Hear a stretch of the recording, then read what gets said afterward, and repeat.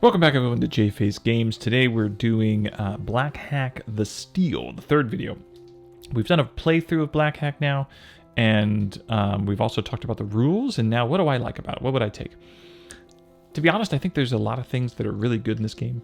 To me, the playthrough probably doesn't show what really shines in the game, which is probably more the tension. The should we keep pressing on? What are we going to do? Because to me, the things that I would take are the armor system and the usage die. Those were the two big things, right? So the usage die being this dice that now is going to take steps down as a resource, whether it's a heal or your arrows or whatnot. And it might be a D8, and anytime I roll a 1 or a 2 on that D8, it now steps down to a D6. Roll a 1 or 2 on that, becomes a D4, etc. It'll be used for magic items, etc. I really liked it. What you'll see on this page from here down is a lot of just me speculating what I could do with that usage die. The ideas behind like using it for health, using it for your actual mana, all these different things. Apparently, the author of the game has a blog where he talks about be careful with the usage die and getting too crazy with it. So I'd be very interested. I've not read it yet, but I'd be very interested in seeing what his limitations were with the usage die, what he felt was kind of problematic if you use it too much. So the usage die, I loved it. The armor system is another thing that's fabulous. This idea that you have D6s that represent different pieces of armor. If you've got plate mail, you've got 4d6. If you've got light armor cloth, you've got 1d6. And that number, that AV being 1, 2, 3, 4, it's a multi-purpose number. One, it's the number of hits you're going to be able to shrug off before you have to fix that piece of armor. So if I've got cloth, it's a 1, meaning that I can shrug off 1 time with that armor, and I just take that d6 and I set it aside.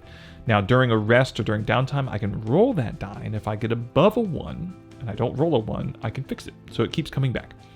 Plate mail, on the other hand, I get 4 uses of shrugging off with plate mail, but the problem is that number 4 is also the number I have to roll higher than on the die. Okay? So that means I have to technically roll a 5 or 6 to get that armor back. So I've got a bigger buffer, but it's harder to fix it. It makes sense. It's plate mail. You're not going to be sitting there hammering it out and being successful like at a campfire. You probably need forge. So it makes sense. It's really thematic. It's really cool. You can also add a helmet and a shield, and now you've got 6 die if you've got plate mail, helmet, shield. In the playthrough, you see that I use that armor to absorb some stuff. That playthrough, once again, like I said, it doesn't show the subsequent stress of continuing to push through a dungeon and what would happen where you're like, oh crap, I don't have any more usage of armor. What am I going to do? What else would I take from this system? The warrior ability. I forgot the warrior ability in the playthrough at the first half, but I got to it in the second half.